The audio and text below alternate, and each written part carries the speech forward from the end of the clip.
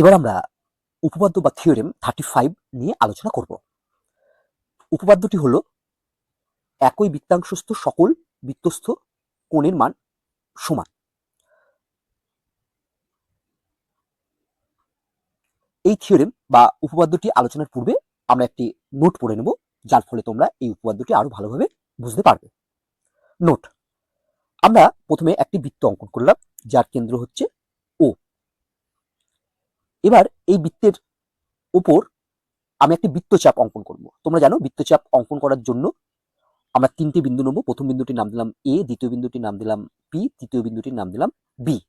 তাহলে A P B এটা হলো একটা বৃত্তচাপ।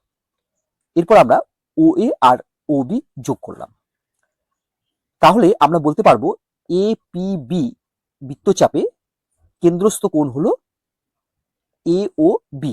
এটা হচ্ছে কেন্দ্রস্থ কোণ বা সম্মুখ কেন্দ্রস্থ কোণ। তাহলে আমরা লিখে ফেলি কোণ এ ও বি হলো কেন্দ্রস্থ কোণ বা সম্মুখ কেন্দ্রস্থ কোণ বা সেন্ট্রাল অ্যাঙ্গেল। এরপর আমরা বৃত্তের পরিধির উপর আরো একটি বিন্দু নিলাম, যার নাম দিলাম সি। এসি এবং বিসি যোগ করলাম। তাহলে এই কোণ এসিবি কে কি কোণ বলবো না, কোণ এসিবি কে আমরা বলবো বৃত্তস্থ কোণ, বা যেহেতু সি বিন্দুটি পরিধির উপর অবস্থিত আছে বলে আমরা কোণ এসিবি কে পরিধিস্থ কোণও বলতে পারবো। তাহলে আমরা লিখে ফেলি কোণ এসিবি হলো বৃত্তস্থ কোণ বা একে আমরা বলতে পারি পরিধিস্থ কোণ। আমরা উপপাদ্য 34-এ পড়েছি যে কেন্দ্রস্থ কোণটা অর্থাৎ এই কোণটা পরিধিস্থ কোণ বা বৃত্তস্থ কোণের দ্বিগুণ। মানে এই পরিধিস্থ কোণের মান যদি আমার 10 ডিগ্রি হয়, তাহলে এই কেন্দ্রস্থ কোণের মান হবে তার ডবল অর্থাৎ 20 ডিগ্রি। তাহলে আমরা লিখতে পারবো এপিবি বৃত্তচাপে কোণ এ ও বি ইকুয়াল টু 2 ইন্টু কোণ এসিবি। দেখো, যেহেতু কোণ এ ও বি এই কেন্দ্রস্থ কোণটা এই পরিধিস্থ কোণের দ্বিগুণ বা বৃত্তস্থ কোণের দ্বিগুণ, তাহলে আমরা যদি এই বৃত্তস্থ কোণকে অর্থাৎ এ সি বি এই কোণটিকে 2 দিয়ে মাল্টিপ্লাই করি, তাহলে সেটি কোণ এ ও বি এর সমান হয়ে যাবে। সেই কারণেই দেখো কোণ এসিবি কে 2 দিয়ে মাল্টিপ্লাই করে অর্থাৎ 2 দিয়ে গুণ করে আমরা লিখেছি কোণ এ ও বি ইকুয়াল টু 2 ইন্টু কোণ এসি বি। এখানে তোমরা একটি বিষয় ভালোভাবে মনে রাখবে, এখানে আমরা যে বৃত্তচাপটি নিয়েছি সেটি হলো এপিবি। এই বৃত্তচাপের প্রথম বিন্দুটি হলো এ আর শেষ বিন্দুটি হলো বি।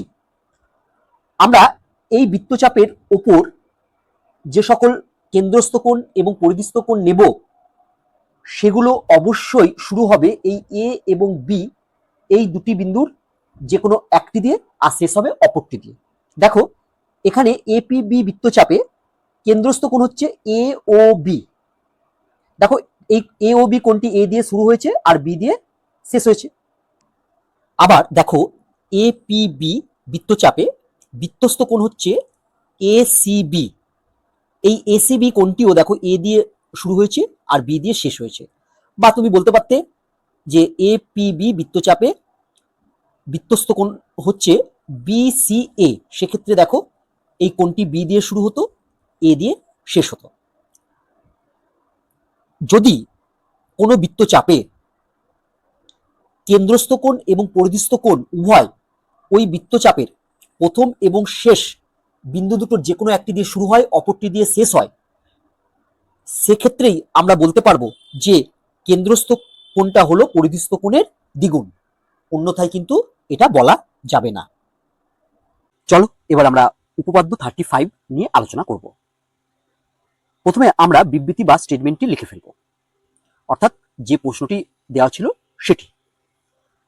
একই বৃত্তাংশস্থ সকল বৃত্তস্থ কোণের মান সমান।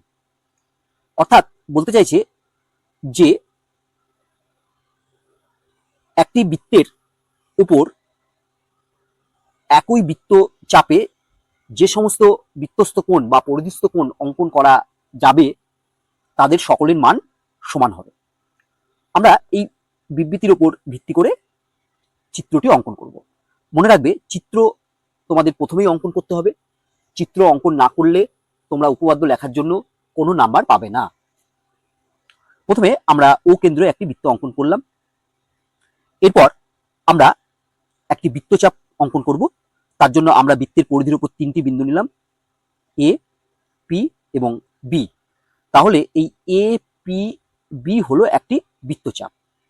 এবার এই বৃত্তচাপে আমরা এই বৃত্তের উপর দুটি বৃত্তস্থ কোণ অর্থাৎ দুটি পরিধিস্থ কোণ নেব। তার জন্যে আমরা এই বৃত্তের পরিধির উপর প্রথমে আমরা একটি বিন্দু নিলাম, যার নাম দিলাম সি। আমরা এসি এবং বিসি যোগ করলাম। তাহলে দেখো এই এপিবি বৃত্তচাপে এসিবি হলো একটি বৃত্তস্থ কোণ বা পরিধিস্থ কোণ। এরপর আমরা এই বৃত্তের পরিধির উপর আরো একটি বিন্দু নিলাম, যার নাম দিলাম ডি। আমরা এসি আর এডি এবং বিডি যোগ করলাম। তাহলে দেখো এপিবি এই বৃত্তচাপে আরেকটি বৃত্তস্থ কোণ হলো এডিবি।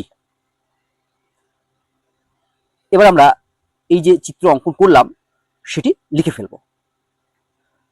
প্রদত্ত বা গিভেন কি লিখব না, প্রথমেই আমরা লিখব, ধরা যাক ও কেন্দ্রীয় বৃত্তের এসিডিবি বৃত্তাংশে অবস্থিত যে কোনো দুটি কোণ এসিবি এবং কোণ এডিবি। তাহলে আমাদের প্রমাণ করতে হবে, কি প্রমাণ করব আমরা? দেখো প্রশ্নটি আবার পড়ো, না একই বৃত্তাংশস্থ সকল বৃত্তস্থ কোণের মান সমান।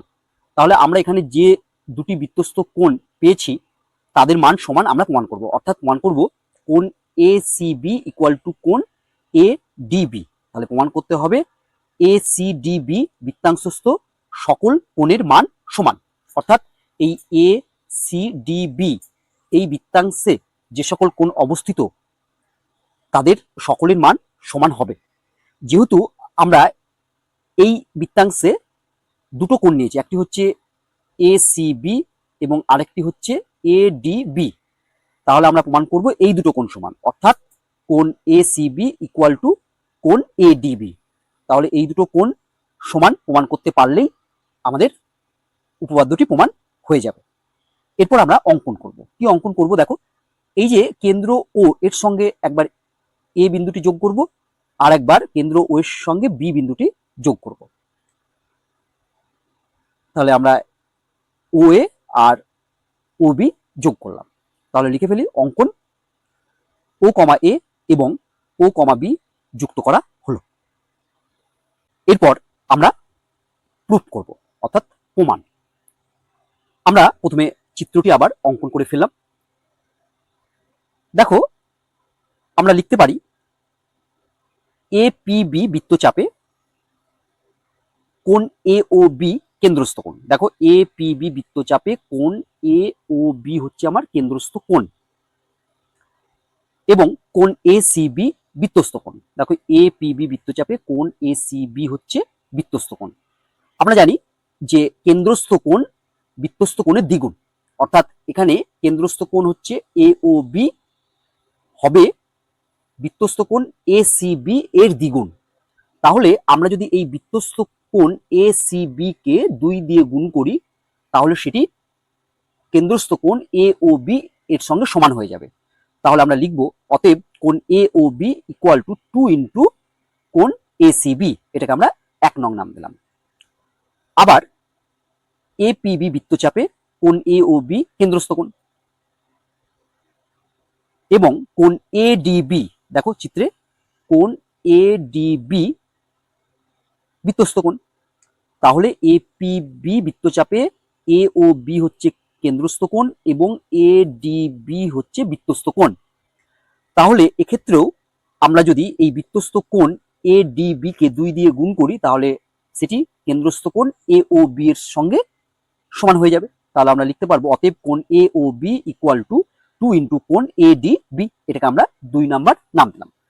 এবার 1 নং আর 2 নংকে তোমরা যদি ভালোভাবে খেয়াল করো তাহলে দেখো 1 নং আর 2 নং এর উভয়ের বাঁ দিকটা হচ্ছে সমান, অর্থাৎ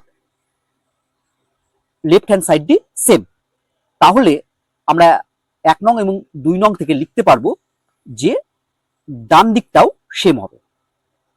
অতএব 1 নং এবং 2 নং থেকে পাই, দেখো 1 নং এর ডান দিকটা আমরা পেয়েছি 2 ইন্টু কোণ এসিবি, তাহলে আমরা লিখে ফেললাম 2 ইন্টু কোণ এসিবি ইকুয়াল টু 2 নং এর ডান দিক থেকে আমরা লিখতে পারবো 2 ইন্টু কোণ এডিবি। বা এবার যদি আমরা এখানে উভয় দিক থেকে এই 2 বাদ দিই, 2 কে বাদ দিয়ে দিই, তাহলে আমরা পাবো কোণ এসিবি ইকুয়াল টু কোণ এডিবি। এবার চিত্রে দেখো কোণ এসিবি মানে হচ্ছে এই কোণটা, আর কোণ এডিবি মানে এই কোণটা, অর্থাৎ এই বৃত্তস্থ কোণ দুটি সমান। তাহলেই আমাদের উপপাদ্যটি প্রমাণিত হয়ে গেল। আমরা লিখে ফেললাম পাশে প্রমাণিত।